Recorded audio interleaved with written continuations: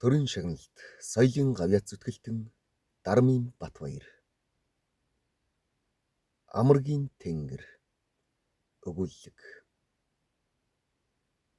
Тэр зун зунаас илүү сайхан зун байсансан.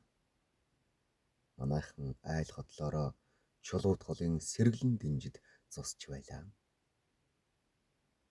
Айлын маань бүсгүйг халиуна гэдгсэн. Надаас ихчилдэ. Нэг өдөр халиуна ихч урд хожид үзэгдэж харагдаагүй хачин сонин инээмсэглээд ухаарна би өөрийн ирэхгүй гайхан гөлөрч гисэн зогсож байлаа. Тэгсэн чинь халиуна ихч яав? Юугаа хараад байгаа юм гэд дахиад л нөгөө ёр бусын инээмсэглэлээрээ инээмсэглэхэд би бас инээмсэглэн та хүнд гижигдүүлчихсэн юм уу гэлээ. Юун гижиг? Би хүнд ч гижигдүүлээгүй. Яаж вэ? Тэгээ та ягаад зүгээр байгаа хэрнээ инээгээд байгаа юм бэ? Бас гэрхаа жаал байх нэ. Оо. Хүн гэрхаа байхгүй бол аз жаргалынхаа хажуугаар өнгөрчих шүү. Та тэгээд юунд инээс юм бэ? Чи бас инээмээр байна уу?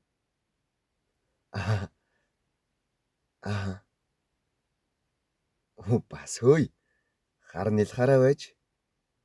Хөлийн чин тавгийг жаахан гижигтгэл чамд болоо. Үхтлээ хөхрөн чи. Харин инехгүй. Инехгүй? Инех хөхрөх хоёр өөр гэж юу? Өөр байлгүй яхав. Инээд гэдэг чинь хүний дотроос гардаг юм. Тэрнээс биш гаднаас нь 1000 гижигдээд хүн хөхрнө гэхээс инехгүй. Одоо бол би гижигдсэн ч хөхрөхгүй баха. Яагаад хөхрөхгүй гэж? Тэгвэл би таныг гижигдэе л дээ. Та хөхрөхнөөгүй юу үз? Ухаа. Бас дуртай юу? Эрийн хугархаа гэсэндээ бас хөөхөн залтай амтан байх нь. Битгий нэг бэрэн болоогүй байж бухан явдлаар явах гээд угаараа гэд царайгаа төв болгоход нь би дуугүй болж гудлынхаа хоншоорыг ширтэв. Халиуна ихч инээд алдан. За яасан? Гомдчихсон уу? За худлаа. Их чин тоглосон юм. Хөөе. Би чамд яста нандин юм үзүүлэх үү гэхэд би баярлан. Тэг. Харин чи хүнд ч үг алдаж болохгүй шүү. Алдахгүй. Халиуна ихч намайг дагуулan чулуут голын нэгэн цүнхээлийн ирэг дээр очин ус руу зааж. Тийшээ хар. Юу харагдаж байна? Гэлээ. Загас явж байна. Алган юм уу да? Үгүй. Загасны цаана юу харагдаж байна? Загасны цаана уу? Бас нэг загас. Цаана нь бас нэг. Чамд ямар ч авьяас алга. Ямар авьяас? Дурлах авьяас. Харлаа. Нэг цагаан цагирг шиг юм байна. Тэр чинь юу юм бэ? Мөнгөн бөгж. Би эртээд зүүж ирээд ээжээс айгаад хийчихсэн юм. Хинч мэдэхгүй. Хинч харахгүй. Ястай гой газар хадгалсан байгаа үстэй гэд өнөх хачин сонин инээмсэглэлээрээ инээмсэглэв. Тэгтэл би анхудаа халиуна ихч ямар сайхан шүттэй юм бэ гэж бодлоо. Энэ ямар учиртай бөгж гэж чи бодож байна? Мэдэхгүй. Би чамд ярьж өгөх үү? Тэг. Боли. Аюул чи үе тэнгийнхээ банд нарт чалччихна. Үгүй дээ. Би хүнд ч хэлэхгүй. Би тэдэнтэй чинь барилдахаас өөр юу ч ярьдгүй юм. Нэрэн биз. Нэрэн. Тэгвэл чи шанд нь үдээс хойш миний оронд хон жаахан хариулж өгнө шүү. Тэгье. Өдөржин хариулсан ч чадна. Лав биз. Лав гэд толгой дохиход нь халиуна ихч сууж байсан чулууныхаа дэрэгдэх том хар чулуун дээр хуруугаараа ямар нэг юм хий бичих зураа. Би байна гэд үгээ хэлснээ дуугүй болон мөнөөх харж улуугаа ширтэн инээмсэглэж. Энэ бүгжийг надад нэг хүн өгсөн байхгүй юу? Хотод их сургууль сурдаг юм. Одоо амралтаараа ирчгээд байгаа юм. Ямар гой юм ярьдаг гэж саннаа. Биширмээр. Тэр өөрийнхөө зүүж явсан бүгжийг надад өгсөн. Чи мэдэхгүй л дээ. Бүгж өгнө гэдэг чинь цаанаа нарийн учиртай байдаг байхгүй юу? Чи дурлал гэж юу байдгийг мэдэх үү? Гэд миний өөдөөс харлаа. Нэг тиймэрхүү юмыг хэлдэг гэсэн том төсөөлөл надад байсан бөгөөд тэр зүйл надад нэг сонирхолтой санагддаггүй байсан болооч тэрв аль эсвэл мэдхгүй хүн болж халиуна хичээр нууц юмыг яриулчихъя гэсэндээ ч тэрв би толгойс ихсрэв. Ямар гоё юм байдаг гэж чи санана? Чамайг миний оронд хаяа хонь хариулж өгч байх юм бол чин би чамд ярьж өгч байна. Чадна. Би таны орноос хоньны чинь ээлж бүхэнд явж өгч байсан ч чадна. Их сайн байна. Энэ янзаараа байгаад байвал чи хүнээр гайгүй амтан болно шүү. Гэхдээ ээлж болгондоо би чамайг хонд явуулахгүй. Тэгэх юм бол чи бид хоёр баригдана. Хаяа хагас өдрөөр миний яв гэсэн үед л явж өгч байгаарай. Гэхдээ би толгой дохиод танд энэ бүгжийг өгсөн хүнийг чинь хэн гэдэг юм бэ? Бас давархан. Зүгээр л байж үзээрэй. Чи түүний нэрээр яах гэсэн? Зүгээр л сонирхсон юм. Их гоё нэртэй гэдэл бодчих. Тийм нэр манай энэ хавьдлаа байхгүй. Нэр шүү.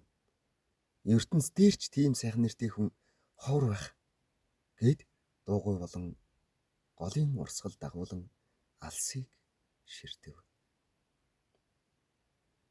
Энэ өдрөөс хойш ертөнц дээр дурлал гэж нэг гоё юм байдаг. Дурлсан хүн халиуна ихч шиг сайхан нэмсгэлдэг. Бас тэр дурлал гэдэг юмыг гүн усны цүнхээлд хадгалдаг гэдгийг мэдснээс хойш урд өмнө сонирхогддог байсан юмс сонин биш болов. Тэрч бүхэл үе тэнгийн хүүхдүүдтэй барилдаад дийлэгч загас жарахаатай хөөцөлдөгч сонин биш болчихов. Харин юм бүхний гэрхай ажиглан тэр юмд дурлал байгаа эсхийг мэдэх гэж ирмэлцэх боллоо. Инээж байгаа хүмүүсийг харамгацаа би инээж байна уу, хөхөрч байна уу гэдгийг ялгах гэж мэрий. Ингэж ажиглаж яваад аавч, ээжч, халиуна ихчийн ээжч, халиуна ихч шиг инээдгүй болохыг анзаарснаас гадна ээж, халиуна ихчийн ээж хоёрт мөнгөн бөгж байхгүй. Тэд зөвхөн алтан бөгжтэй болохыг мэдж тэдэнд дурлал байдгүй юм байна гэж ухаарсан бөгөөд ерөөс манай хотод дурлал гэдэг тэр сонин сайхан юмыг зөвхөн халиуна ихч бид хоёр л мэддэг. Тэр гоё юм чулуут голын цүнхээлд гялалзан харагдаж байдаг гэж бодхоос өөрийн ирэхгүй баяр хөөр төрнө.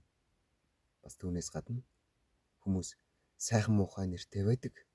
ертөнц дээр хамгийн сайхан нэр бол халиуна ихчийн нэр гэж бодогдсон. Хээр хөдөө хонь малын захад явхдаа халиуна гэж өөртөө шивнэн заримдаа унж яваа морныхоо чихийг сортос хийтлэн чангаар халиуна хэмээн өгүүлдэг байлаа.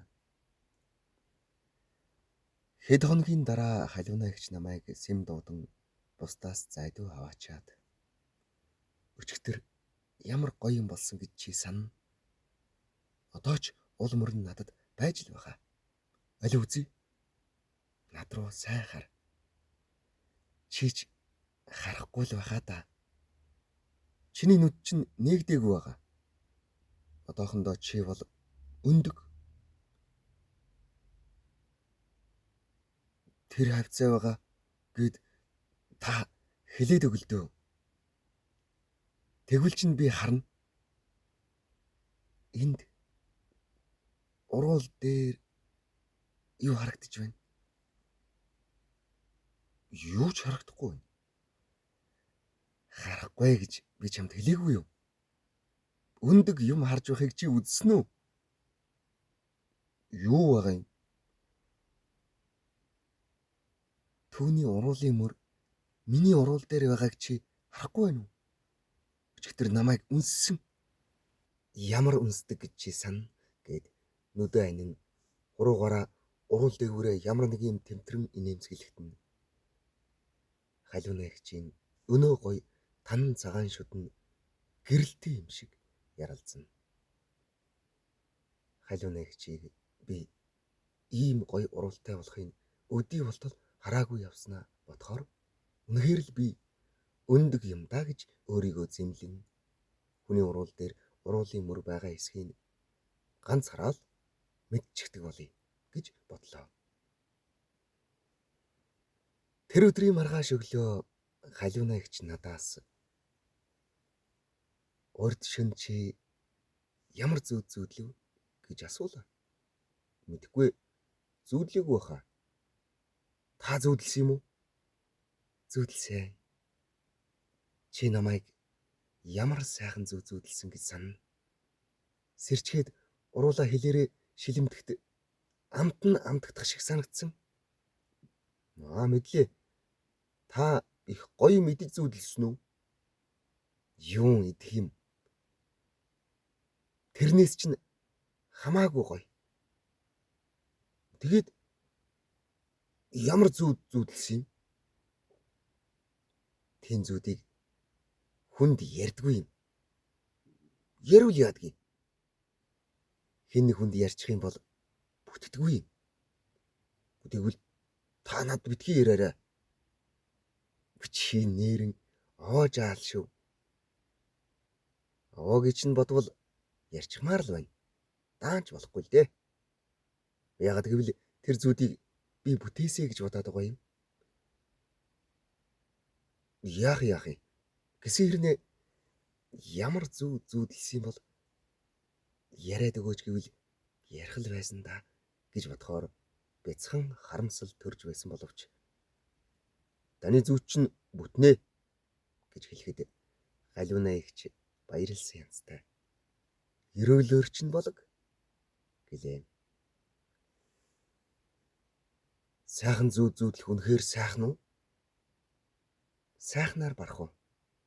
Өдөржин сэтгэл үеиг явна гэж. Зарим сайхан зүүд бүр хэдэн өдөрч сэтгэл санаанаас гардгүй юм. Ер орчлон зүүд шиг сайхан юм хаа байна? Хүн зүүдэндээ жаргадаг шигэ жаргадаг ч юм уу, гүй ч юм уу бүү мэдчүү дээ. Дама бусдын зүүдэнд орох. Бусдын зүүдэнд орохоо. Тийм. Тэр намайг хэдэн зүүдлсэн гэсэн. Ямар гоё вэ? Таны хүн зүүдлээд л чамайг ч гэсэн мүд зүүдлэн шүү дээ. Хэн нэгэн хүн? Хэн нэгэн хүн гэсэн нь надад хачин сонин санагдав. Хэн намайг зүүдлэх юм бол гэж бодохоор өөрөөс нь өөр хүн эс олдно. Тэгвэл мөн гоёо. Их сайхнаар зүүдлэгдэх юмсан. Хэрв намайг зүүдлэвэл зүүдлснээ над хэлэх болов гэгчлэн элдвийг угсруулан бодсоор заримдаа би халиуна эгчтэй зүүдлэгч гэсэн юм шиг болж хариуд нь өөрийн хинч зүүдлээгүй сайн сайхнаар зүүдлэгсэн гэж мөрөөдөн хэдэн шөн дараалан зүүдлэх гээд чадсангүй. Халиуна эгч зүүдэнд минь орж өгөхгүй байлаа. Магадгүй өөр хүний зүүдэнд ороод байгаа болохоор ч тэр байж мэднэ. Заримдаа надад та миний зүүдэнд орооч гэж гуймаар санагдана. Тэгж гуйж болохгүй гэдгийг зөнгөөрөө мэдж байгаа хэрнээ харцаар гуйдаг байлаа. Төдөлгүй халиуна эгч нэг сонин үгтэй дуу аялах болов. Та хаанаас ийм гоё дуу сураавэ? Тэр надад зааж өгсөн юм. Та тэгээд яасан амархан сурдаг юм бэ? Дуу сурах юу байх вэ? Харин мартах нь л хэцүү. Мартаж яах юм? Дуулаад л байхгүй юу? Чи мөн ч нэлхаараа байна да. Хуучнаа мартахгүй бол яаж шин дуу сурах юм? Сурсан дуугаа мартах амархан уу? Гайгүй. Зарим нь мартагдахгүй. Завадгал юм гэснээ санаа алдаад. Амаргийн тэнгэр алсхан л байна уу да гэд нэг л уйтгартай аялав. Та яагаад ийм их уйтгартай байгаа юм? Учрах хагцах гэж үнэхээр айхтар юм байдгийн байна да гэд санаа алдан. Нөгөөдөр хот руугаа явчихна. Шуугаа дагаад явчихж чаддгүй нуур шиг л мэлтийгээд хоцромдоо гэд харцаа надаас буруулав. Нүдэнд нь нулимс дүүрж ирэхийг зэрвэсгэн харсан болооч тэр аль эсвэл нулимс унган суугаа бүсгүй хүн аргадаж үзээгүй дээж тэрв. Яах ч учраа олж ис чадан дэмэл баахан дуугүй суув. Халиуна ихч алчуур гаргаж нүдэ арчаад би чамд хэлээгүй хада энэ алчуурыг тэр надад өгсөн юм гэд надад өгч үзүүлв. Эргүүлж тойруулж үзэж байсан чинь нэг содон үнэр гарах шиг болохоор нь үнэртэл халиуна ихч миний гараас алчуураа булаах шахуу аваад "Хүнээс хойш түүнээс цааш бүсгүй хүний алчуурыг битгий үнэрлж байгаарай" гэлээ. Тэр өдрөөс хойш халиуна ихчийн нулимс мэлтгэнсэн хар нүд хойно малд явсан ч тоон ширтэн хэвдэж байсан ч нүдэнд минь харагддаг болчихов. Сэрүүн байхад нүд шүд дуу хоолой нь дэргэд юм шиг нүдэнд ийм тод томруун харагддаг хэрнээ. Огт зүүдлэгддэггүй байгаад нь би гайхна. Халиуна ихчийг зүүдэлж чадахгүй байгаа маань би өөрөө түүний зүүдэнд орж чадахгүй байгаатай л холбоотой юм шиг санагдана. Алчуураа надад үзүүлсэн тэр өдрийн нөгөөдөр оройн халиуна ихчээр нөгөө шин дууг нь заалгая гэж бодон саах хойно буцааж явахт нь гүйж очлоо. Миний бараанаар халиуна ихч газар суун намайг хүлээж байлаа. Би гүйж очин дэрэгдэн суугаад нөгөө дуугийг чинь заалгая гэж хэлэх санаатай түүний зүг хартал халиуна ихч хүзүүн дээрээ хүнд чимхүүлч гисэн харагдав. Тэгэхээр би "Өгчээ, таны хүзүүг хэн чимгчгээвэ?" гэлээ. Халиуна ихч "Юу?" гэд хүзүүгээ гараа тэмтчихээр нь би гарын өнөөх чимгсэн сорим дээр нь аваачин "Энд бүр улаан сорвтой болсон чимгч гэж. Яана ээж харж байгаагүй байгаа" гэд хоолойныхоо товчийг товчлоод "Одоо харагдаж байна уу?" "Үгүй." "За яамаа. Ямар азар чи харваа" гэд санаа алдан тонгоож "Яваад өгсөн шүү дээ" гэд хоолой зангируулан хэлв. Би ийм үедээ надад дуу зааж өгөхгүй гэдгийг зөнгөөрөө мэдэрсэн би хэлэх гэснээ хэлсэнгүй. Харин "Яваад өгсөн шүү дээ" гэдэг үгийг сонссноос хойш ягаад ч юм надад баяр хөөр төрж түүнээ халиуна ихчээс нууж ядан суулаа. Хэрв тэр үед миний нүүрөөд харсансан бол өрд хожид үзэгдэж харагдаагүй инээмсэглэлийн минь олон өрийг олж харах байх та. Чухам яг энэ өдөр би халиуна ихчэд тэр нөгөө содон үнэртэй алчуур шиг нь алчуур авч өгье гэж бодсон билээ. Энэ хүслээ биелүүлэхийн тулд ааваас ном авна гэж хэдэн төгрөг аваад сумын төв орж бүхэл дэлгүүр мохлгаар нь орсон боловч олсонгүй. Хожим хойно би тийм алчуурыг хаанч худалдаггүй болохыг мэдсэн юм. гоё нэртэй хүнээ явчихснаас нь хойш халиунаа эгч амаргийн тэнгэр алсгам л байна уу да гэсэн сонин үгтэй дууга үргэлж шахуу аялж явах болсон учраас би заалгагч зовлонгүй хар аянда сурчхав. Нэг өглөө өхөрчилж явдал халиунаа эгч инээд алтан гүйж ирээд намайг тэрч хоёр хацрын ээлжлэн үнсч толгойг нь цээжэндээ удтал тэрвэрэн би урд шин саадхыг чинь зүүдэлсэн. Одоо надад удахгүй захиа ирнэ. Мэдж байна уу чи? Захиа гэж юу болохыг гэхдээ би арай ч шүлсээ зэлгэн мэдж байна. Таваас зүүдэнд нь орсон болоод тэр гэж хэлэхдээ хатан гаргасан хоолойныхоо хэрхэн жижигч байгааг мэдэрлээ. Аз болоход халиунаа эгч анзаарсан ч янзгүй. Нэр нь тийм байх шүү. Чи ч бас тэгж байгаад эрийн хугархаа юм аа хэмээн баярлан өгөөлөв. Тэгтэл би халиунаа эгчийг ямар халуун зөөлөн уралтай болохыг түүний цээжинд толгоогоо наан зогсоход хамаг биеэр нь түүний биеийн халуун илж гүйж байсныг дахин амтрахан бодож халиунаа эгчтэй өвөрлөлдөө дундах ямар сайхан болоо гэж мөрөөснө. Захиа ирэх хугацаа өнгөрч удах тусам халиунаа эгч дууга хураана. Нөгөө бөгж байгаа цүнхээлийнхээ ирэг дээр ганцаар суух нь ихслээ. Бид хоёр нөгөө бөгжөө уурганы үзүүрээр гогдон авах гэж байгаад ёроолынхан лаг шаварт шигтгэн алга болгочихсноос хойш бүрч гунигтай байдаг боллоо. Би тэгээр халиунаа эгчийг инээлгэж хөгжөөж чадахгүй байгаадаа гутрах авч дотроо захиа битгий ирээсэй гэж бодно. Нэг өдөр халиунаа эгчийг чулууд голын ирэг дээр ганцаархнаа сууж байхад нь би очлоо. Халиунаа эгч уйлсан бололтой байв. Та яагав? Яагаач вэ? Та тэгээд яагаад уйлсан юм?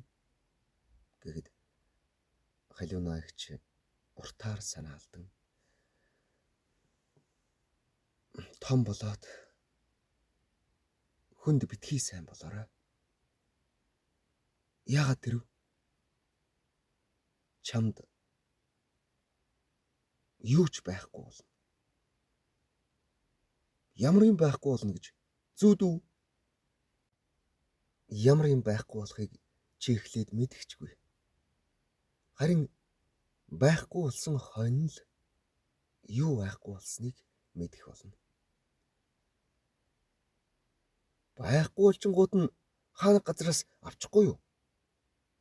Чи ч үнэхээр нялх амьтан юм да. Буцаж олддог. Хаана газраас авчихж болдог юм чинь байхгүй болдгүй юм.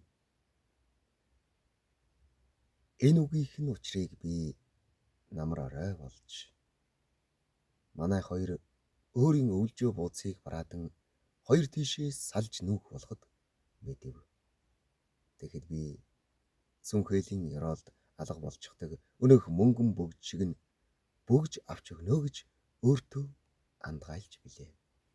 Сургууль цуглаж хичээл эхлэв. Би ангийнхаа охтыг нэг бүрчлэн ажиглавч халиунаа эгчийг нүжтэй халиунаа эгч шиг инээмсэгэлдэг охин олж харсангүй. Бусад ангиудч сумын төвийн хүүхнүүдийн дундч халиунаа эгчтэй төстэй хүн байхгүй байлаа. Намрын сүүл сар гарч байх үед халиунаа эгчийг хот руу явсан сургадуулдаад чимээ тасрав. Тэгмэгцэн би мэжид дарахнаар мөнгөн бөгж цохиулна гэж цуглуулж байсан хэдэн төгрөгөө бүр олон болгож эрдэм сураад халиунаа эгчийг олж уулзсан биширмээр гой юм ярина гэж шийдэн аав ээж ах эгчийн өгсөн мөнгийг элдв аар сархан дүрлгүй ширхэгчлэн хямгацсаар овоож хэдэн төгрөгтэй болж байтал байрны маань ахлагангийн хүүхдүүд дээрлэхэн гайрцаг савын маань нэгжиж угаад бүгдийг нь олоод авчихав. Би багш захиралд хэлий гэтэл юу мөнгө Яах гэж энийх мөнгийг хадгалж байсан юм? Энтэр гэж байцаахан лав тул яаж чадлагүй өнгөрөв. Тэгтэл нулимс ямар шорвог гашуун байдгийг мэдэрч билээ. Тэр цагаас хойш халиунаагчийн барааг харалгүй хичнээн жил болж явтаа. Он жил улирах тусам халиунаагч бид хоёрын нас улам ойртсоор бид хоёр чацуу болж төдөлгүй би халиунаагаас ах болж жил өнгөрөх тусам халиунаа бид хоёрын нас эргэж ойртохын аргагүй холдсоор л байна.